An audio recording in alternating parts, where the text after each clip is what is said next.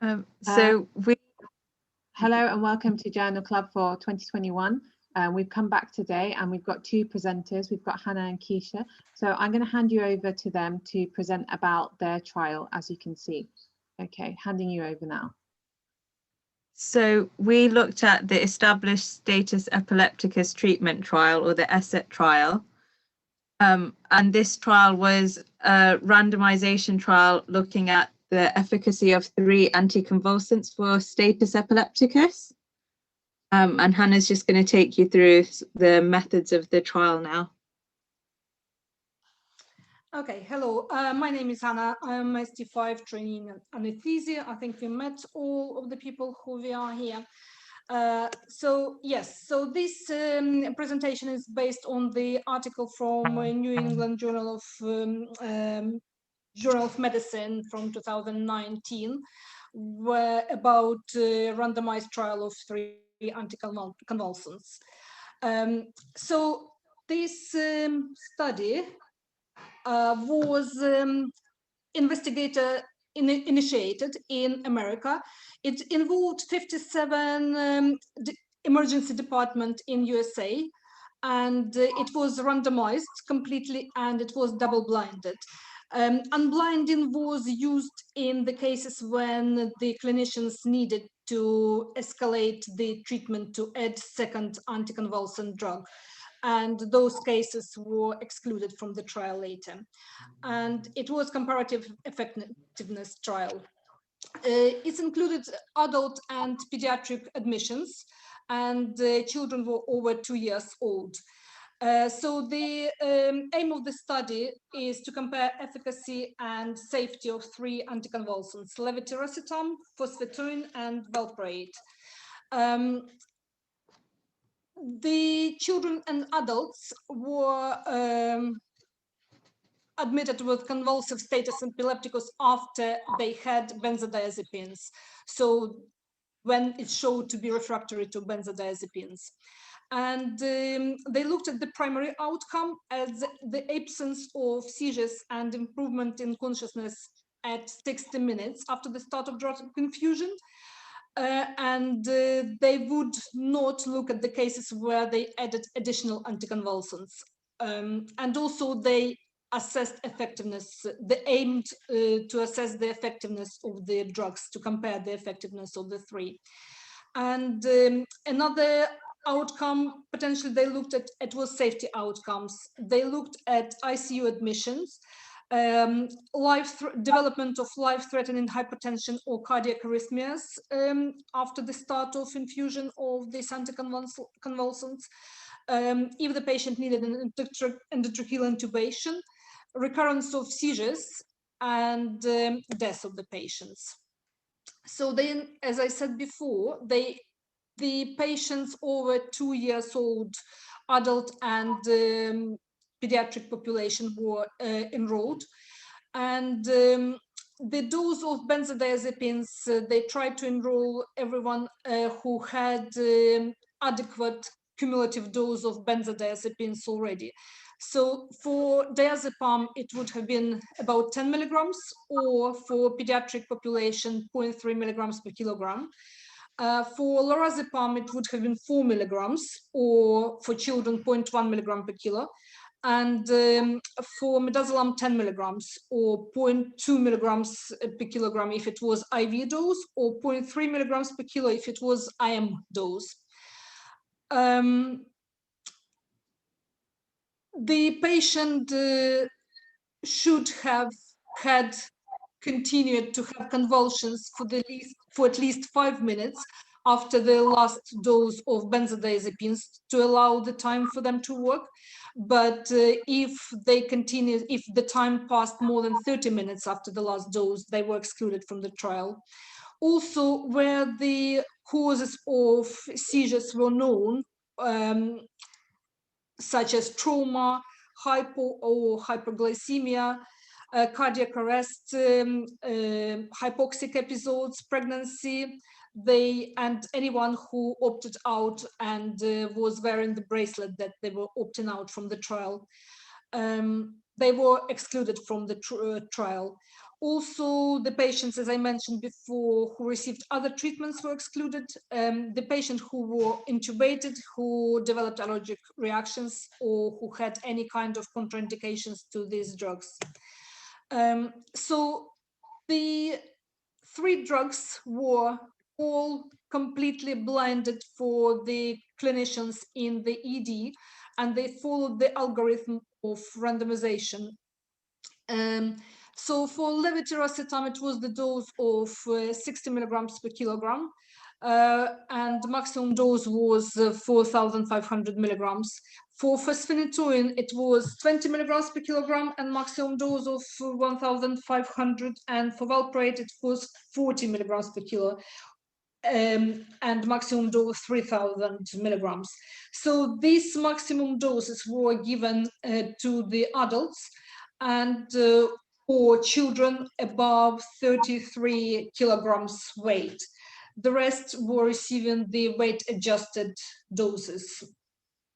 They all were in identical appearance, in identical syringes, infusion sets, and they were all infused over 10 minutes over 10 minutes, or the infusion was adjusted according to the weight-based chart in pediatric population.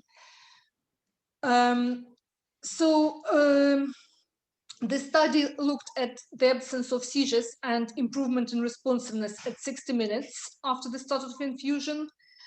And so seizures were defined as focal or general, tonic-clonic movements, any nystagmoid or rhythmic eye movements, or generalized or segmental myoclonus. And consciousness was assessed, return of consciousness, as the patient would show purposeful responses to painful stimulus and ability to follow commands. They were all assessed by the treating clinicians. They recorded and compared the time to termination of seizures between all the 3 drugs from the start of infusion, and also looked at admission of ICU and length of ICU and hospital stays. Also, they looked at safety outcomes such as development of life-threatening hypotension, which they defined as systolic blood pressure below the age-specific thresholds on 2 sequential readings was at least 10 minutes apart and remaining for at least 10 minutes after the rate reduction and fluid boluses. And also looked at development of arrhythmias of any kind, which were not responsive to rate reductions and required interventions such as pace and defibrillation, any antiarrhythmic drugs, or chest compressions in the case of cardiac arrest. Also, additional safety outcomes looked at were death before the end of trial participation, and a tracheal intubation requirement within 60 minutes after the start of infusion, and seizure recurrence after 60 minutes from the start of infusion up to 12 hours after that, and development of anaphylaxis. So the patients were randomly assigned to one of the drugs in proportion 1 to 1 to 1. The maximum number of patients were enrolled 795, and the patients were randomization was stratified according to age in 3 groups, which were modeled independently. Every of this group of every drug potentially was looked at as the most effective as well as the least effective. And the criterion for declaring most or least effective was a probability greater than 0.975, which is to exclude type 1 error, which is analogous if it was one-arm trial, one-sided comparison to alpha of 0.025. So the trial, during the trial, there were stages of assessments of reviewing. So first assessment was done after enrollment of 400 people, patients, and at that stage, the trial showed that further continuation would be futile because there was no difference was identified. So at this stage, the trial was stopped from further enrollment for adult population. However, the pediatric population, it was decided to continue enrollment to analyze pediatric population, which still wasn't analyzed after that. So the trial continued from 3rd of November 2015, the enrollment, to October 2017.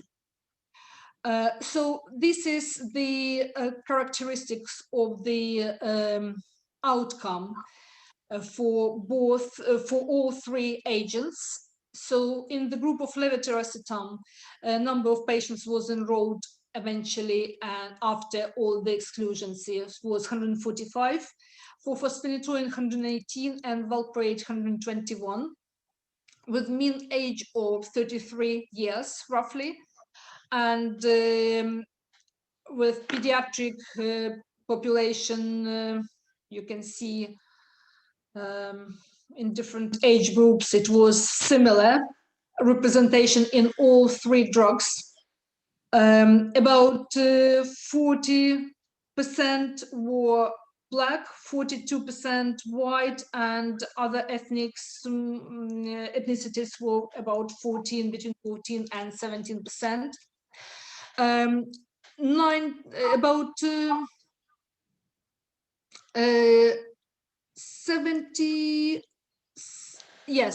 About 70% of all the patients had history of epilepsy, and yes, about 9-10% had non-epileptic seizures. So the outcome of all these drugs in terms of efficacy,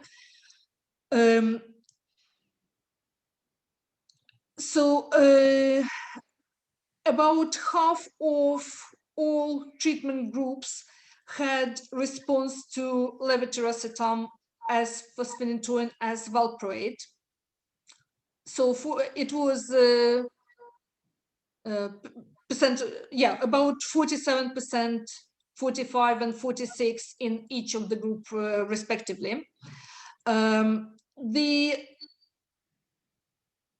effectiveness showed to be very similar in all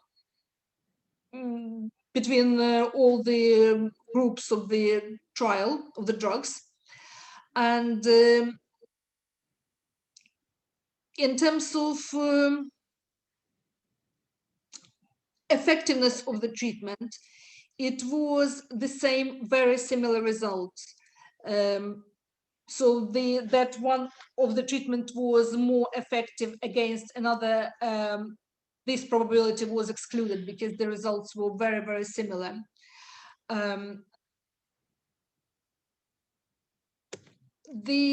terms of treatment success, again, the result is about the same. So for all the group of drugs with valproate potentially showing maybe slightly higher success. However, it's not proven to be successful. There's no statistical strong difference. In terms of safety, life-threatening hypotension was very rare and occurred most frequently in fosphenyoin group. One cardiac arrhythmia occurred only in levetiracetam group, and endotracheal intubation was similar rates of similar incidence of endotracheal intubation, as well as recurrence of seizures after 60 minutes. As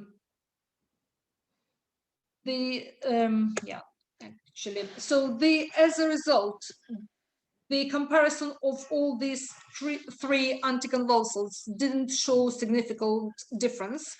And as it was said earlier, status epilepticus stopped in about 50% of the patient in each of the treatment groups. The deaths were more frequent with levetriracetam, but no statistical difference.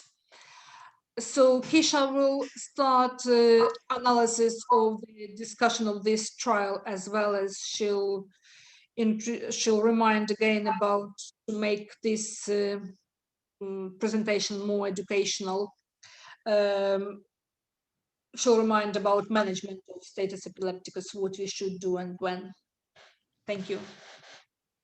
So when looking at this paper, we thought some of the strengths of it were there was quite a large sample size, and they recruited patients from across the US, so it wasn't affected by care in one state. It was across a large geographical area, so it should have picked up quite a varied population. It was double blinded, so the patients and the treating clinicians didn't know what treatment they were giving, and because it was weight-based dosing, it accounted for the differences between adults and children and the different sizes you get with adults and things like that, rather than just having one set dose that would maybe treat one size person, but not someone who may be bigger or smaller.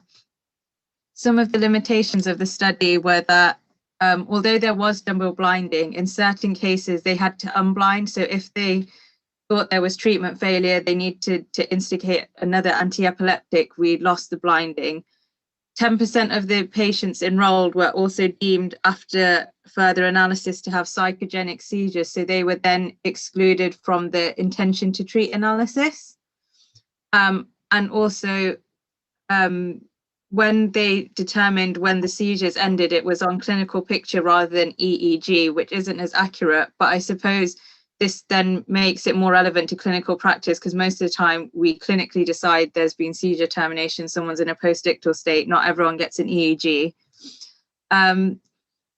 However, though, it is sometimes difficult to distinguish being post-ictal from benzodiazepine-related sedation versus someone who's in a non-convulsive status epilepticus, which can sometimes be common in some of the ITU patients.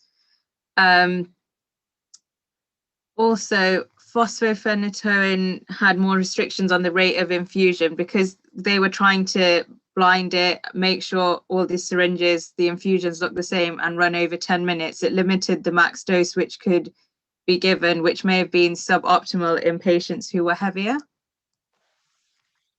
Some other thoughts about this study was it looked at children over 2 compared to adults into their 90s. I don't know whether it's valid to try and have them all in one study comparing treatments, because the physiology in children is different to physiology in adults, which is why we have pediatricians and adult physicians. Often the causes of seizures in children and adults are also different. So does that affect what treatment might be more efficacious and appropriate? Patients were also randomized regardless of their usual anti-epileptics. So someone might be regularly on Keppra and, their seizure may have been a result of non-compliance. So loading them with Keppra might have been a suitable option, but on the randomization, they may have been assigned Valproate. So, it didn't take into account people's backgrounds in terms of what anti-epileptics they did take. Also, data wasn't necessarily collected on the actual time of seizure cessation from the time of infusion, because that wasn't accurately recorded in all centers. So the cutoff was, have they improved after 60 minutes? But it wasn't like, right, their seizure stopped after 5 minutes, after 10 minutes, because in all centers they couldn't record that information. So in summary, with this trial, they trialed Keppra, Fosphenyoin and Valproate. There was no significant efficacious difference. They all terminated seizures or showed an improved responsiveness at 60 minutes in about 50% of patients. So in terms of going forward with clinical care, does it matter whether you pick Keppra, Valproate or phenytoin? From this study, it doesn't show that there's a huge difference. But what we found is that the British Journal of Anesthesia and NICE advocate this algorithm for use in status epilepticus management. So often people who have seizures and come into ED are sometimes treated out in the community, at home, or by the ambulance crew. And this is usually in people who have a history of epilepsy. They may have midazolam, buccal midazolam or PR diazepam, which can be given. So that's the pre-hospital stage. Then once they get to hospital, you get IV access. Most people are given lorazepam, 0.1 milligrams per kilogram, but usually we usually bolus like 4 milligrams to someone and titrate to effect. And people should be given their usual anti-epileptics. If you find someone is hypoglycemic, they should be given 50 mils of 50% glucose, or if you think they're malnourished, or is this a withdrawal seizures because there's a history of alcohol abuse, they advocate in giving IV thiamine. So then when we get more onto the stage where this is where intensive care or anaesthetic colleagues would get involved, usually if someone doesn't respond to benzodiazepines, if you're on the ward in ED, that's usually when people panic. And then the guidelines advocate phenytoin or fosphenyoin to be given. So phenytoin at 15 to 18 milligrams per kilogram, or fosphenyoin at 15 to 20 milligrams per kilogram. Or you can use phenobarbital. I don't know how easily accessible phenobarbital is, but it advocates it at 10 to 15 milligrams per kilogram. And actually in some specialties such as palliative care, they prefer things such as phenobarbital. If we're getting past the stage where that line of treatment doesn't work, then we're looking at general anesthesia with propofol, thiopentone, midazolam, or ketamine. And that is in a refractory stage. And at that point, patients usually need to be up in ITU. So this algorithm was taken from the British Journal of Anaesthesia from 2014, and it's based on the NICE guidelines, which were first published in 2004, updated in 2012, and they were last updated February last year. So it follows a similar algorithm. So people may have been given diazepam or midazolam in the community. When they arrive in ED, they need IV access, they need to have their A2E. They need to have certain monitoring. They need to, our usual ARBs and ECG, GCS. And I think the other important thing is to remember, so by the time we get to the stage where they're at ITU, you would have hoped they'd have these things done. But if they're not, it's important things to do when you're, seeing the patient. So have they had a VVG, their glucose, a full set of bloods? Has anyone taken anti-epileptic drug levels if this is a known epileptic? Because that can help you determine what further treatment they need. So if they're just non-compliant, piling more anti-epileptics on them on discharge isn't really going to help them. They just need a bit of a talking to about compliance. So we talked about giving the lorazepam, then phenytoin, fosphenyoin, or phenobarbital, and then intubation. Does anyone have any questions?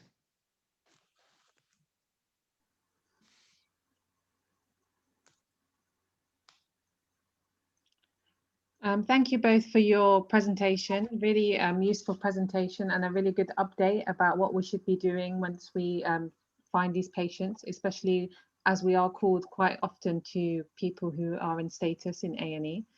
As Kish said, has anyone got any questions for any of the presenters?